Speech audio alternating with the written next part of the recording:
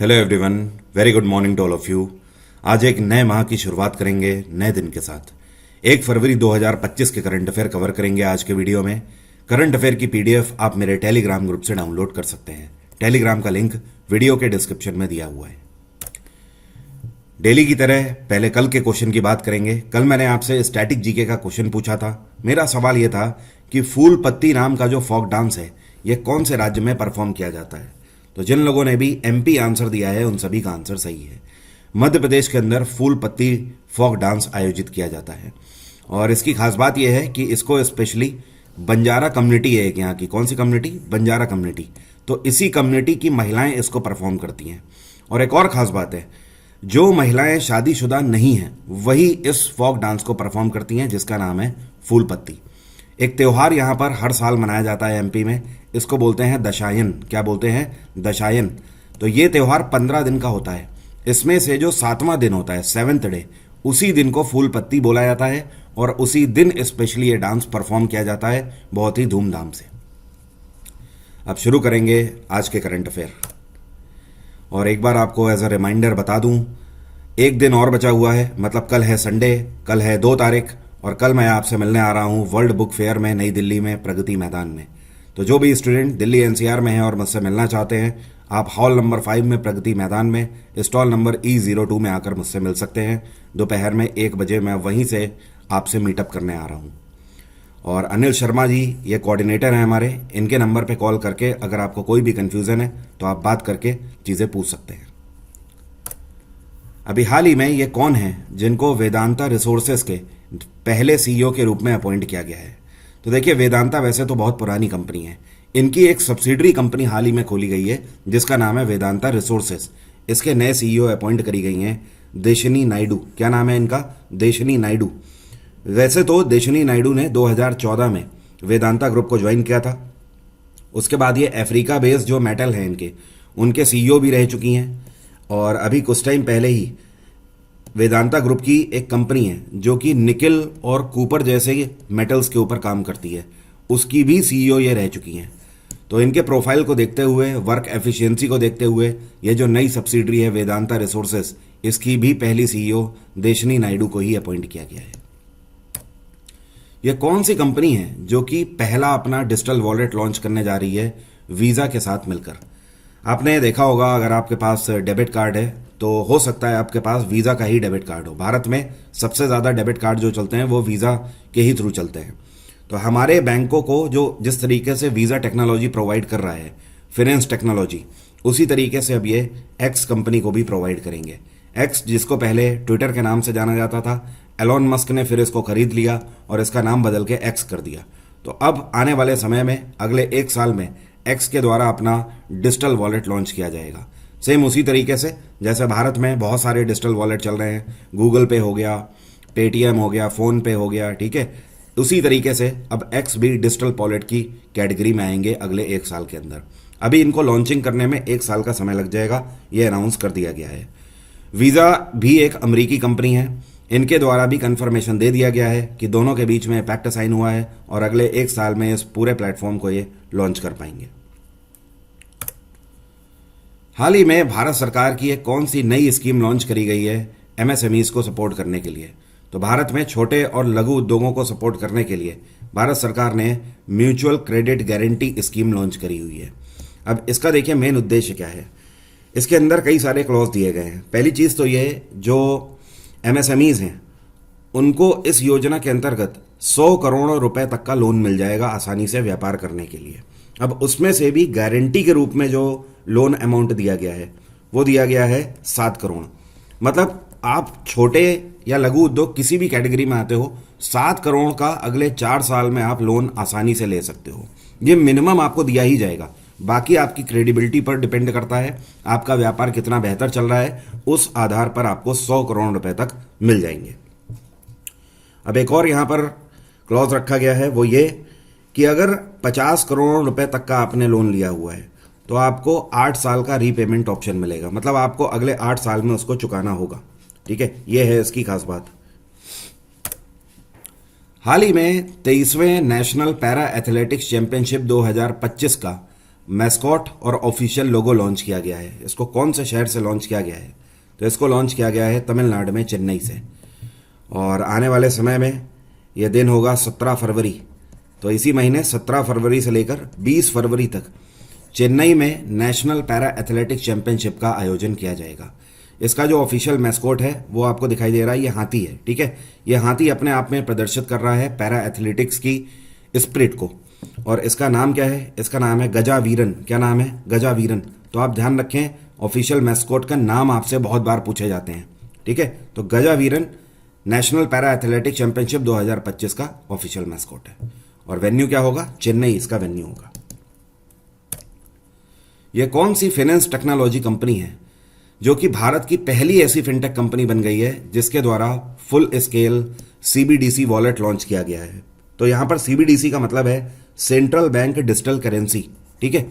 अब देखिए है क्या, अभी तक तो डिजिटल वॉलेट बहुत सारी कंपनी लॉन्च कर चुकी हैं।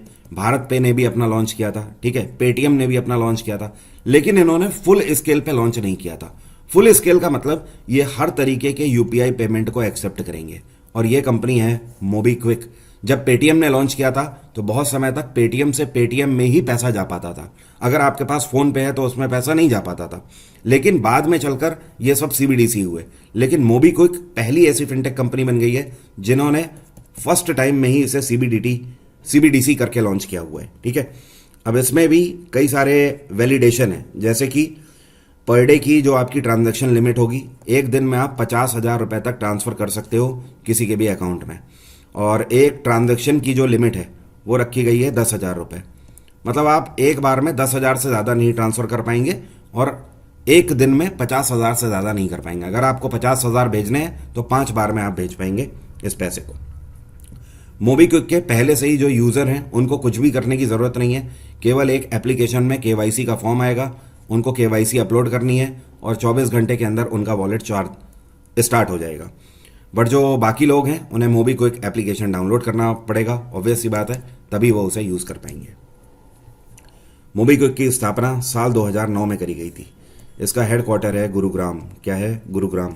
और इसके सीईओ हैं बीपी सिंह। पूरा नाम है इनका बिपिन प्रीत सिंह। ये कौन से राज्य के मुख्यमंत्री हैं जिनके द्वारा इंटरनेशनल सरस्वती फेस्टिवल का उद्घाटन किया गया है? तो यह हरियाणा के मुख्यमंत्री हैं नायाब सिंह सैनी। इन्हीं के द्वारा हरियाणा में अंतर्राष्ट्रीय लेवल का सरस्वती महोत्सव का उद्घाटन किया गया है। और इसकी शुरुआत कहाँ से करी गई है? तो हरियाणा के अंदर एक जगह है, उसको बोलते हैं यमुना नगर। क्या बोलते हैं? यमुना नगर। उसी में एक जगह पड़ती है आदि बद्री, वहीं से इस महोत्सव का शुभारंभ किया गया है। प्राचीन काल के अवशेषों से ऐसा माना जाता है कि हरियाणा में आदि बद्री ही वो जगह है जहां से सरस्वती नदी उद्गम हुई थी। मतलब सरस्वती नदी का मेन सोर्स यही माना जाता है। आज की डेट में तो विलुप्त हैं लगभग। तो एक तरीके से हरियाणा के कल्चर को प्रमोट करने के लिए, और प्राचीन काल में हरियाणा का बहुत बड़ा रोल भी रहा है। इंडस वैली सिविलाइजेशन की जो साइट्स मिली हैं, आज की डेट में भारत की सबसे बड़ी आईबीसी साइट भी हरियाणा के हिसार में है, जिसको हम लोग किस नाम से जानते हैं? राखी गढ़ी के नाम से, ठीक है। तो हरियाणा की एक बहुत बड़ी प्रेजेंस है इतिहास में। इसी तरीके से कुरुक्षेत्र, जिसका उल्लेख हर तरीके से भगवत गीता में किया गया है, तो वो भी हरियाणा के अंतर्गत ही आता है। और ये महोत्सव जो है ये कुरुक्षेत्र यूनिवर्सिटी में भी मनाया जा रहा है। नायाब सिंह सैनी के द्वारा 54 करोड़ की धनराशि के 29 नए प्रोजेक्ट भी हरियाणा के अंदर लॉन्च किए गए हैं, जैसे कि रोडों का निर्माण किया जाना, पीने का स्वच्छ पानी लोगों को दिया जाना, एजुकेशन के लिए लोन फैसिलिटी, ये सारी चीज़ों के लिए 54 करोड़ की धनराशि हरियाणा के गवर्नर हैं बंडारू दत्तात्रेय। ये कौन सी भारतीय कंपनी है जो कि पहली ऐसी कंपनी बन गई है जिसके द्वारा हाइड्रोजन ट्रांसपोर्ट पाइप्स बनाए गए हैं? तो देखिए, ये जो आपको पिक्चर में पाइप दिख रहा है ना, ये ऐसे पाइप है जिनके अंदर से हाई प्रेशर हाइड्रोजन को गुजारा जाता है एक जगह से दूसरी जगह तक हाइड्रोजन गैस को पहुंचाने के लिए। बड़े बड़े प्लांट भी आजकल हाइड्रोजन की मदद से ही चल रहे हैं। तो अभी तक क्या होता था, ऐसे पाइप्स हम नहीं बना पाते थे। इन पाइप्स को हमें इंपोर्ट करना पड़ता था अमेरिका और फ्रांस जैसे देशों से। लेकिन अब पहली ऐसी कंपनी टाटा स्टील बन गई है जिसके द्वारा हाइड्रोजन ट्रांसपोर्ट पाइप्स का निर्माण कर लिया गया है। और इन पाइप्स का नाम है API X65 ग्रेड पाइप, इसको बोलते हैं, ठीक है। और API X65 की खास बात यह है कि इसके अंदर से हाई प्रेशर हाइड्रोजन गैसेस को भी गुजारा जाए तो भी ये आसानी से इसे सरवाइव कर सकता है और हाइड्रोजन को होल्ड कर सकता है। टाटा स्टील का खोपोली प्लांट जो है, कौन सा खोपोली, जहां पर इसको बनाया गया है। टाटा स्टील बहुत पुरानी कंपनी है, 1907 में इसकी स्थापना करी गई थी। इसका हेडक्वार्टर है मुंबई और चेयरमैन है इसके TV नरेंद्रन। क्या नाम है? TV नरेंद्रन। हाल ही में सोनी कंपनी के नए CEO के रूप में किसको अपॉइंट किया गया है? आई एम वेरी श्योर बचपन में आपने सोनी का इक्विपमेंट कोई ना कोई यूज़ ही किया होगा। ये एक जापानीज कंपनी है। सोनी की स्थापना 1946 में करी गई थी। इसका हेडक्वार्टर है जापान की कैपिटल टोक्यो। और जो आपको पिक्चर में दिख रहे हैं इनका नाम है हिरोकी टोटोकी। क्या नाम है? हिरोकी टोटोकी। अब से नए CEO होंगे सोनी के ये। अभी तक ये सोनी के प्रेसिडेंट के रूप में कार्यरत थे और इन्होंने सक्सीड किया है केनिचिरो येशिदा को। ठीक है, तो आप दोनों के नाम ध्यान रखें। देखिए, बेंगलोर जो है ना भारत का, ये एक ऐसा शहर है जो कि बहुत ज़्यादा कंजेस्टेड है। ठीक है, तो इसी को डीकंजेस्ट करने के लिए, मतलब वहाँ की भीड़ को कम करने के लिए कर्नाटक सरकार के द्वारा मंजूरी दे दी गई है कि वहाँ पे पड़ने वाले बिदादी से लेकर हारोहल्ली, ये 2 जगहों के नाम है, इनके बीच में एक सैटेलाइट टाउनशिप की स्थापना करी जाएगी। ठीक है, तो इसके लिए कितनी ज़मीन आवंटित करी गई है कर्नाटक सरकार के द्वारा? तो कर्नाटक सरकार ने 8032 एकड़ ज़मीन आवंटित करी है और इस ज़मीन पर इंटीग्रेटेड सैटेलाइट टाउनशिप की स्थापना करी जाएगी। 8032 एकड़ का करीब करीब मतलब हो गया 32 स्क्वायर किलोमीटर में ये पूरा शहर फैला होगा। अब ये मत समझिएगा कि यहाँ से सैटेलाइट्स लॉन्च करी जाएंगी इसीलिए इसको इंटीग्रेटेड सैटेलाइट टाउनशिप बोला गया है, नहीं। इसका मेन उद्देश्य यह है कि बेंगलोर में बहुत लोग आसपास के क्षेत्रों से, कर्नाटक से डेली का अप डाउन करते हैं। ठीक है, वहाँ पे क्योंकि IT हब भी है तो वहाँ पे बहुत सारे लोग नौकरी करने जाते हैं और फिर वापस बहुत लंबा ट्रैवल करके जाते हैं। अब ऐसे में क्या है कि बेंगलोर में जो लोग नौकरी कर रहे हैं उन्हीं के लिए ये टाउनशिप बसाई जा रही है। मतलब वो लोग बेंगलोर सिर्फ नौकरी करने जाएं, रहने के पर्पज से उनके टाउनशिप बनाई जा रही है, जहाँ पर उनके बच्चों के लिए प्राइवेट स्कूल्स की फैसिलिटी होगी, उनके लिए जिम वगैरह की एंड अनदर इंफ्रास्ट्रक्चर, जो भी एक नॉर्मल घर को चाहिए वो सारी फैसिलिटी यहाँ पर दी जाएगी। इतना ही नहीं, मेट्रो से भी जोड़ा जाएगा मेन बेंगलोर के शहर को, इसको फ्लाइट की भी फैसिलिटी आने वाले समय में दी जाएंगी। तो ये है इसका मेन उद्देश्य, जिसकी वजह से बेंगलोर में आने वाले समय में ट्रैफिक कम हो पाएगा जब लोग वहाँ से विस्थापित होंगे दूसरी जगह पर। आज की डेट में मैं आपको नॉर्मली बता दूं, मैं जब भी बेंगलोर जाता हूँ तो ऑन एन एवरेज आप ये समझ लीजिए कि 8 किलोमीटर ट्रैवल करने के लिए मुझे 3-3 घंटे भी लग चुके हैं। जी हाँ, आपको लगेगा ऐसा नहीं है, बट आप गूगल पे डेटा डालकर देखिए, आपको पता लग जाएगा। कई बार ऐसा हुआ है कि मुझे सिर्फ 3 किलोमीटर चलना हुआ है, 3 किलोमीटर के लिए भी मैं टैक्सी में बैठा रहा हूँ 1 से 1.5 घंटे, और जबकि बाद में मुझे ऐसा लगा कि इतना तो मैं पैदल चल के क्रॉस कर लेता। लेकिन वही है ना, आपको पता नहीं होता ना कि कब ट्रैफिक खुल जाएगा। तो ये कंडीशन है बेंगलोर की आज की डेट में, जिसके लिए अब यहाँ पर इंटीग्रेटेड सैटेलाइट टाउनशिप की स्थापना करी जाएगी।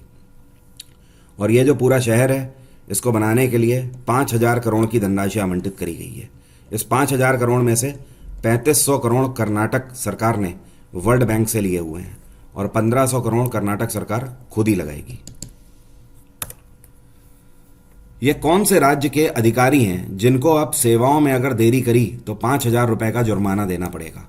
तो ये है पंजाब सरकार। पंजाब में आम आदमी पार्टी की सरकार है, यहाँ के मुख्यमंत्री हैं भगवंत मान, और इन्हीं के द्वारा फैसला लिया गया है कि अब पंजाब में जितने भी अधिकारी, चाहे वो किसी भी विभाग के हों, बशर्ते अगर वो पब्लिक ऑफिस में बैठे हुए हैं जहाँ पर लोगों की शिकायतें आती हैं, तो अगर उनकी शिकायतों का निवारण नहीं हुआ, चाहे वो पंजाब पुलिस हो, चाहे वो पंजाब की म्यूनिसिपालिटी हो, या फिर पंजाब के अंदर कोई भी ऐसा पब्लिक डिपार्टमेंट, अगर किसी भी अधिकारी के खिलाफ शिकायत पाई गई और ये पाया गया कि उसने सेवा देने में डिले किया है या किसी भी तरीके से काम को टाला है, तो अब उसे 5,000 रुपये अपनी सैलरी से कटवाना होगा फाइन के रूप में। और ये फैसला वहाँ के चीफ कमिश्नर VK जंजुओ के द्वारा पारित किया गया है। और पंजाब के गवर्नर हैं इस टाइम पे गुलाब चंद कटारिया। कौन है? गुलाब चंद कटारिया। महाराष्ट्र के मुख्यमंत्री हैं देवेंद्र फडणवीस, उत्तर प्रदेश के मुख्यमंत्री हैं योगी आदित्यनाथ, हरियाणा के मुख्यमंत्री हैं नायाब सिंह सैनी। ये कौन सी राज्य सरकार है जिसके द्वारा व्हाट्सएप गवर्नेंस सर्विस लॉन्च करी गई है और इसका नाम है मन मित्र। क्या नाम है? मन मित्र। तो यह है आंध्र प्रदेश सरकार। और आंध्र प्रदेश में इस टाइम पर चंद्रबाबू नायडू की सरकार है और यहाँ के आईटी मिनिस्टर नारा लोकेश हैं, ये जो आपको पिक्चर में दिख रहे हैं, इन्हीं के द्वारा ये सर्विस स्टार्ट करी गई है। अब देखिए सर्विस है क्या। जैसे मान लीजिए आंध्र प्रदेश के अंदर आप रहते हैं और आपको आधार कार्ड बनवाना है, ठीक है। तो पहले तो आपको जाके बायोमेट्रिक कराना होता है, अपनी डिटेल देनी होती है। अब उसके बाद करीब 10 से 15 दिन के बाद वो जो आधार है वो आपके घर में बाई पोस्ट आता है। लेकिन अब से ऐसा नहीं होगा। आधार आपका हार्ड कॉपी तो बाद में आ जाएगा, लेकिन अगर आपको जल्दी चाहिए तो अगले 3 दिन के अंदर ही एक बिजनेस अकाउंट होगा, व्हाट्सएप अकाउंट, आपके व्हाट्सएप नंबर पर ही आपका ई आधार लॉन्च कर दिया जाएगा ताकि आपका काम चल जाए। इसी तरीके से पैन कार्ड भी आपको ई के रूप में दिया जाएगा, और या फिर आप राशन कार्ड बना रहे हैं, हर एक डॉक्यूमेंट आपका व्हाट्सएप गवर्नेंस के अंतर्गत आ गया है। और आंध्र प्रदेश में गवर्नर इस टाइम पे कौन है? एस अब्दुल नज़ीर। ये पहले सुप्रीम कोर्ट के जज हुआ करते थे। गुजरात का ये कौन सा गांव है जिसको हाल ही में गुजरात सरकार के द्वारा राज्य का पहला बायोडायवर्सिटी हेरिटेज साइट डिक्लेयर कर दिया गया है? तो गुजरात में रन ऑफ कच्छ पड़ता है ना, तो कच्छ के रण में ये गांव है गुनेरी। गुनेरी गांव को पहला हेरिटेज साइट डिक्लेयर कर दिया गया है। ये गांव बहुत ही ज़्यादा खूबसूरत है, नेचुरली बहुत ही ज़्यादा रिच है। इस गांव की खास बात आप ये समझ लीजिए कि इसमें मैनग्रोव फॉरेस्ट है, बहुत घने जंगल हैं। और इतना ही नहीं, ये जो पूरा गुनेरी गांव है ये मान लीजिए 32 हेक्टेयर तक तो पूरा फ्लैट में है, ऐसे समतल है, और सिर्फ इसमें जंगल ही जंगल है। एक और इसकी खास बात है कि यहाँ पर झीलें भी हैं, लेकिन अरब सागर से, भाई गुजरात की सीमा रेखा अरब सागर पे लगती है ना, तो अरब सागर से ये करीब 40 किलोमीटर दूर भी हैं फॉरेस्ट। तो जिसका मतलब ये है कि यहाँ पे जितनी भी वन हैं या जंगल हैं वो सब मीठे पानी से ही पूरे तरीके से लैस हैं। तो कोई भी जो समुद्र का पानी है, जो सॉल्ट वाटर है, सलाइन वाटर है, वो इसमें टच नहीं किया हुआ है, जिसकी वजह से यहाँ पे पेड़ों की गुणवत्ता भी बनी हुई है। इसी वजह से इसको प्रोटेक्ट करने के लिए हेरिटेज साइट डिक्लेयर किया गया है। गुजरात के मुख्यमंत्री भूपेंद्र पटेल ने स्पेशली इसको लॉन्च किया है। समय बचाना चाहते हैं और जीएस का सिलेबस पूरा कवर करना चाहते हैं तो आप मेरे जीएस जीके फाउंडेशन बैच से 2025 के किसी भी एग्जाम के लिए कंप्लीट जीएस अपनी कवर कर सकते हैं। History, polity, geography, science, economics, computer और पिछले 5 सालों के पीवाईक्यूज, ये सब कुछ आपको पैकेज के फॉर्म में मिल जाता है। एग्जाम इंजन एप्लीकेशन को गूगल प्ले स्टोर से डाउनलोड करके आप डेमो भी ले सकते हैं। आपको जाना है प्रीमियम कोर्सेज वाले ऑप्शन में, वहीं पर आपको फ्री कोर्स का ऑप्शन मिलेगा। फ्री कोर्स में जब आप जाएंगे तो 3 क्लास आप डेमो के रूप में भी ले सकते हैं। उसके बाद आपको समझ आता है तो आप रिपब्लिक 50 कोड लगाकर फ्लैट 50% का डिस्काउंट मेरे कोर्सेज में प्राप्त कर सकते हैं।